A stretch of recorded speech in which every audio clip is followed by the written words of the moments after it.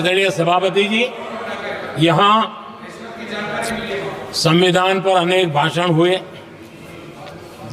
अनेक विषय उठाए गए। हर एक की अपनी मजबूरियां होगी, राजनीति कुछ न कुछ करने के लिए कुछ करते होंगे, लेकिन आदरणीय सभापति जी, हमारा संविधान सबसे ज्यादा जिस बात को लेकर के संवेदनशील रहा है वो है भारत के लोग, वी द पीपल, भारत के नागरिक। संविधान उनके लिए है, उनके हितों के लिए है, उनके कल्याण के लिए है, उनकी गरिमा के लिए है, और इसलिए संविधान भारत के कल्याणकारी राज्य के लिए हमें दिशा निर्देश देता है।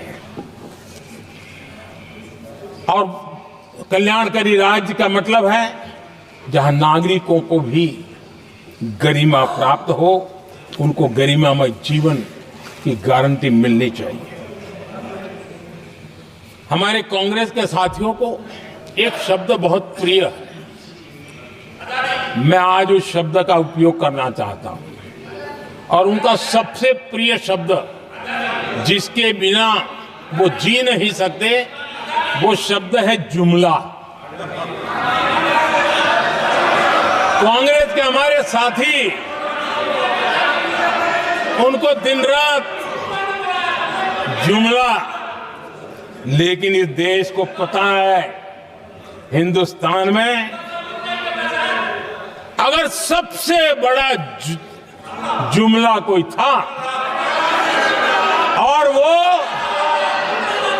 चार पीढ़ी ने चलाया, वो जुमला था गरीबी हटाओ। ये ऐसा जुमला था, ये गरीबी हटाओ ऐसा जुमला था, उनकी राजनीति की रोटी तो सिकती थी, लेकिन गरीब का हाल ठीक नहीं होता था। आदरणीय सभापति जी, जरा कोई मुझे कहे आजादी के इतने सालों के बाद क्या एक डिग्निटी के साथ जीने वाले परिवार को क्या उसे टॉयलेट भी उपलब्ध नहीं होना चाहिए? क्या आपको ये काम करने की फुर्सत नहीं मिली? आज देश में टॉयलेट बनाने के अभियान को, जो गरीबों के लिए एक सपना था, उसकी डिग्निटी के लिए हमने इस काम को हाथ में लिया और हमने जी जान से उसे जुटे रहे। उसका मजाक उड़ाया गया, मुझे मालूम है, लेकिन उसके बाद भी सामान्य नागरिक के जीवन का गरिमा, ये हमारे दिल और दिमाग में होने के कारण हम डिगे नहीं, हम अड़े रहे, हम आगे बढ़ते चले गए, और तब जाकर के ये सपना साकार हुआ। माताएं बहनें खुले में सोच जा रही थी, या तो सूर्योदय के पहले या सूर्योदय के बाद, और आपको कभी पीड़ा नहीं हुई। और उसका कारण यह था कि आपने गरीबों को और गरीबी को टीवी में देखा है, अखबार की सुर्खियों में देखा है, आपको गरीब की जिंदगी का पता नहीं, वरना आप इसके साथ ऐसा जुल्म नहीं करते। आदरणीय सभापति जी, इस देश की 80% जनता पीने के शुद्ध पानी के लिए तरसती रही। क्या मेरा संविधान हमें रोकता था? क्या संविधान तो ये चाहता था कि सामान्य मानवीय की सुविधाओं को ध्यान दिया जाए। आदरणीय सभापति जी, ये काम भी हमने बड़े समर्पण भाव से आगे बढ़ाया है। आदरणीय सभापति जी, इस देश की करोड़ों माताएं चूल्हे में खाना पकाना और धुएं से आंखें लाल, कहते हैं कि सैकड़ों सिगरेट का धुआं खाना पकाते हैं तब धुआं शरीर में जाता है। उन माताओं बहनों की आंखें लाल होती थी, इतना नहीं, उनका शरीर स्वास्थ्य खत्म हो जाता था। उनको धुएं से मुक्ति का काम, और 2013 तक क्या चर्चा चलती थी, 9 सिलेंडर देंगे कि 6 सिलेंडर देंगे। इस देश ने देखते ही देखते हर घर तक गैस का सिलेंडर पहुंचा दिया।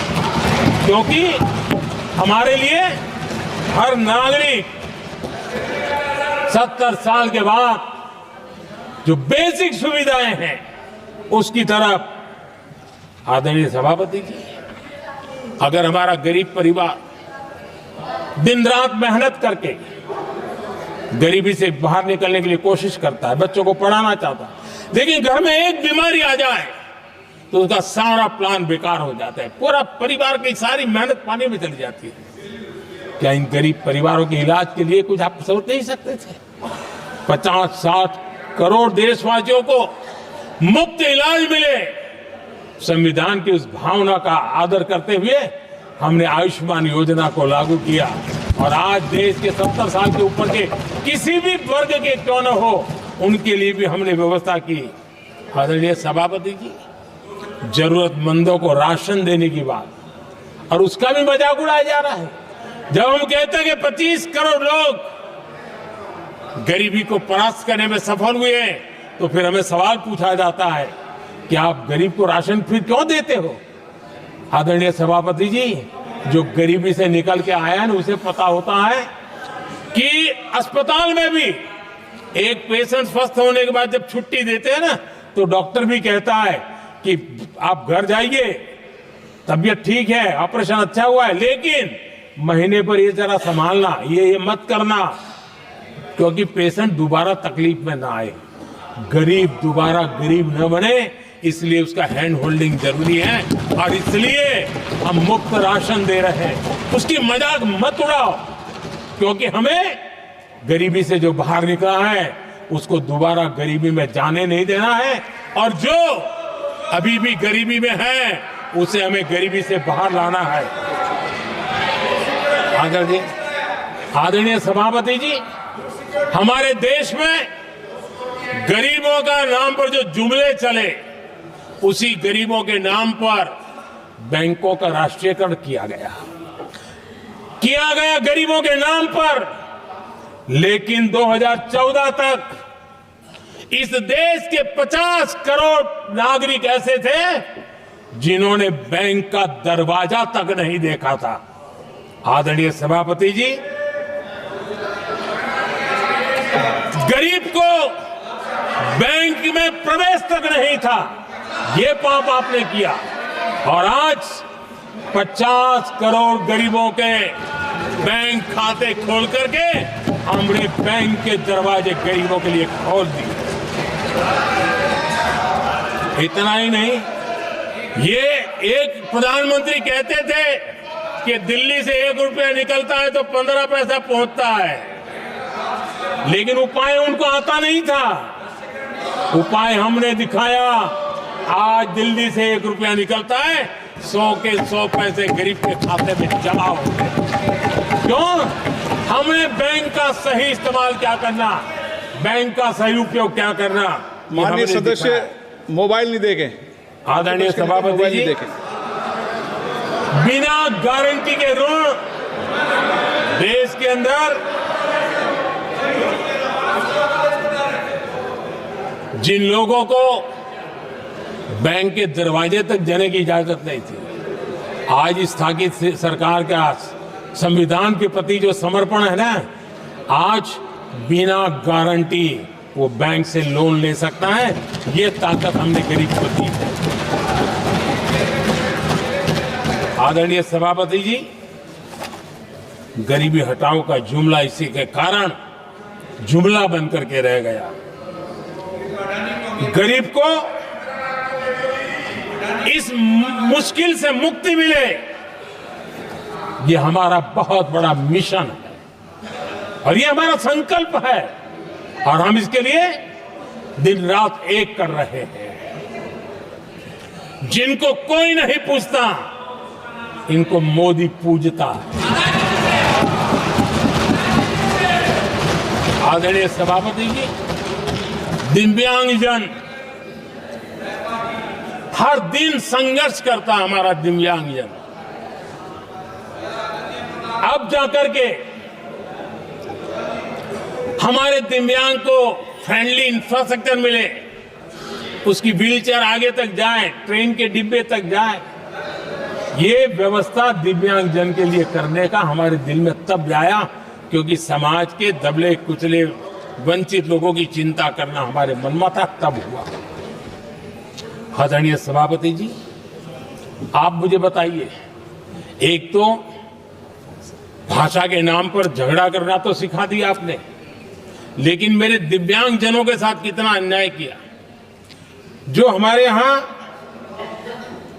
साइनेज लैंग्वेज जो है, साइन लैंग्वेज की जो व्यवस्था है, खास करके मूक बधिर के लिए, अब दुर्भाग्य ऐसा देश का कि असम में जो भाषा सिखाई जाए उत्तर प्रदेश में दूसरी सिखाई जाए, उत्तर प्रदेश में सिखाई जाए महाराष्ट्र में तीसरी सिखाई जाए।